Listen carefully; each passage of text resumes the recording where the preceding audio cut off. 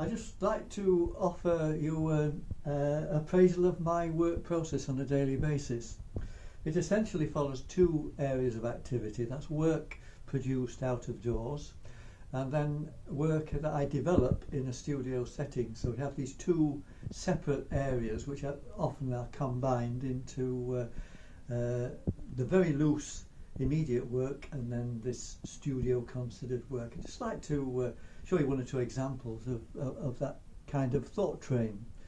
And typically we have this is a typical plein air piece that really had so little produced after the event because of its very simple areas of blocking in areas. It's a quick thing. It's about 45, maybe an hour when the light just began to change very, very early in the morning. Quickly stated, simple colours, simple blocks, and enough is enough. So a tiny, tiny bit in the studio, but not above a few dotted I's and crossed T's.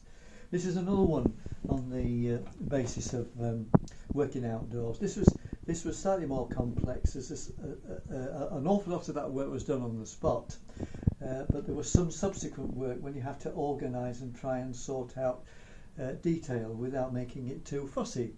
So that's a plein air thing.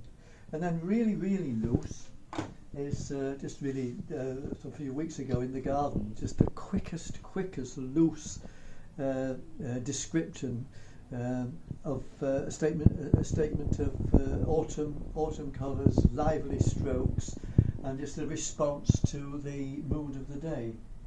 And then I move on to the more considered piece, which is in fact a painting in the exhibition at the ROI this year, albeit virtual. And this is London. This is Jermyn Street, which I pass every time I go down to the Mall Galleries. I pass this, and if you get it in the afternoon light in the winter, you get this beautiful, subtle, milky light, which I've always wanted. I've always fancied this thing, and I saw it as a big square thing. Developed it in the studio, and that's the breadth of how I like to work. But also in terms of the oil medium, I have a great love of portraiture, and of course at the ROI in normal years we have this super events night where we all meet and have this fantastic portrait evening, which is terrifically atmospheric. And this is just a typical one of those pieces. We have 2 hours to do this. It's great atmosphere, and it allows you not to be fussy. You make this statement, and typically like this, I'd leave it exactly as it is, come on the train, and just let it settle. And that's the kind of, generally speaking, the sort of work that I like to produce.